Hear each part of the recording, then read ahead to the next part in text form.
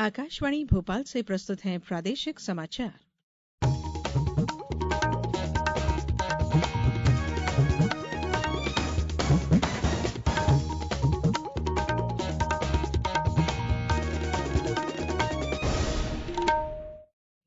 नमस्कार, समाचारों के साथ मैं धारणा सचदेव। सबसे पहले इस बुलेटिन के मुख्य समाचार। प्रधानमंत्री नरेंद्र मोदी कल जबलपुर में 12,600 करोड़ रुपए से अधिक की लागत वाली विकास परियोजनाओं का करेंगे उद्घाटन और शिलान्यास। केन बेतवा लिंक परियोजना को मिली केंद्र सरकार की हरी झंडी। मुख्यमंत्री ने कहा, बुंदेलखंड की तस्वीर और तकदीर बदलने की योजना।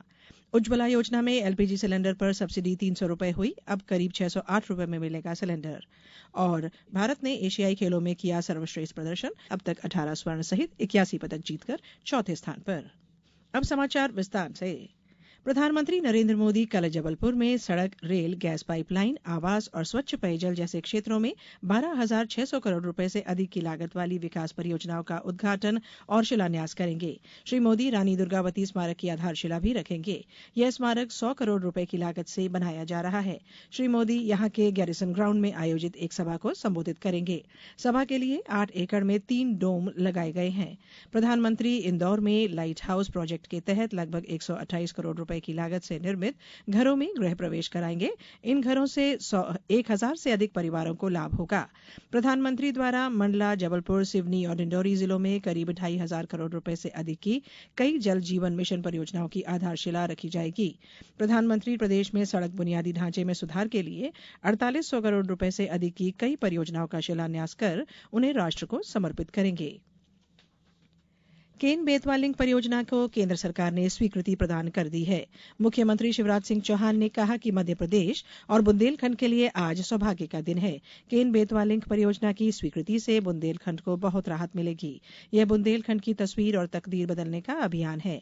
इस परियोजना से 10,62,000 हेक्टेयर क्षेत्र में सिंचाई होगी और लगभग 62 लाख लोगों को पीने का पानी मिलेगा। उन्होंने कहा कि 103 मेगावाट हाइड्रो पावर और 27 मेगावाट की क्षमता वाला सोलर प्लांट भी लगेगा। 103 मेगावाट हाइड्रो पावर और 27 मेगावाट की क्षमता वाला सोलर प्लांट भी लगेगा। 2 बिजली के प्रोजेक्ट भी प्रस्तावित है, जिनकी स्थापित क्षमता 72 मेगावाट है। अब आप देखिए, बुंदेलखंड को बिजली, सिंचाई का पानी, पीने का पानी, उद्योगों के लिए पानी, पूरी तस्वीर बदल जाएगी। भोपाल में आज कौशल उन्नयन महाकुंभ का आयोजन किया गया है। इसमें Sant Shiromani Ravidas global skill park Bhopal का लोकार्पण होगा। इसके साथ ही जबलपुर, ग्वालियर, सागर और रीवा के 4 नवीन ग्लोबल स्किल पार्क का शिलान्यास भी किया जाएगा। मुख्यमंत्री शिवराज सिंह चौहान अब से कुछ देर बाद इस कार्यक्रम में भोपाल, इंदौर, ग्वालियर, जबलपुर, रीवा, सागर, शहडोल, नर्मदापुरम और भिंड में कुल 9 शासकीय संभागीय आईटीआई का लोकार्पण भी करेंगे। साथ ही मुख्यमंत्री सीखो कमाओ योजना में स्टाइफंड भी वितरित करेंगे। खरीफ विपणन वर्ष 2023-24 में समर्थन मूल्य पर धान, ज्वार और बाजरा के लिए किसान पंजीयन की निर्धारित अंतिम तिथि 5 अक्टूबर से बढ़ा दी गई है। खाद्य, नागरिक आपूर्ति और उपभोक्ता संरक्षण विभाग के अनुसार पंजीयन की अवधि को अब 15 अक्टूबर कर दिया गया है। समर्थन मूल्य योजना का लाभ लेने के लिए किसान अब 15 अक्टूबर तक अपना पंजीयन करा सकते हैं। भारतीय स्टेट बैंक ने आज मोबाइल उपकरण की शुरुआत की। इससे बैंक के ग्राहकों को बेहतर बैंकिंग सुविधाएं प्राप्त होंगी। इस उपकरण से ग्राहकों को घर बैठे नकदी की निकासी, नकदी जमा करने, धनराशि के हस्तांतरण, बकाया राशि की जानकारी प्राप्त करने की सुविधा मिलेगी। इस उपकरण से वरिष्ठ नागरिकों और दिव्यांगजनों को विशेष लाभ होगा। ये समाचार आप आकाशवाणी भोपाल से सुन रहे हैं। हमारे समाचारों को अब आप कभी भी और कहीं भी अपनी सुविधा के अनुसार सुन सकते हैं। ये समाचार बुलेटिन YouTube, ट्विटर और फेसबुक पर AIR न्यूज भोपाल पेज पर सुने जा सकते हैं। इसके अलावा आप हमारी वेबसाइट newsonair.com पर या AIR न्यूज ऐप पर भी समाचार सुन सकते हैं। समाचारों में एक बार फिर आप सभी का स्वागत है। केंद्र सरकार ने आज उज्ज्वला योजना में 14 किलो 200 ग्राम गैस वाले आम एलपीजी सिलेंडर पर मिलने वाली सब्सिडी को 200 रुपए से बढ़ाकर 300 रुपए करने की घोषणा की।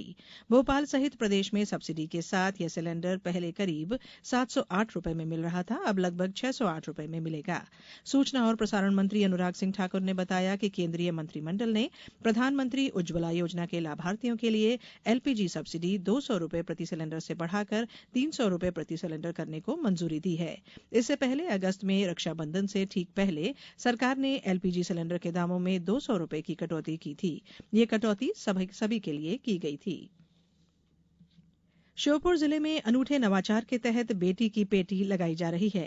ये पेटियां समस्त बालिका छात्रावासों, स्कूलों और अन्य सार्वजनिक स्थानों पर लगाई जा रही हैं।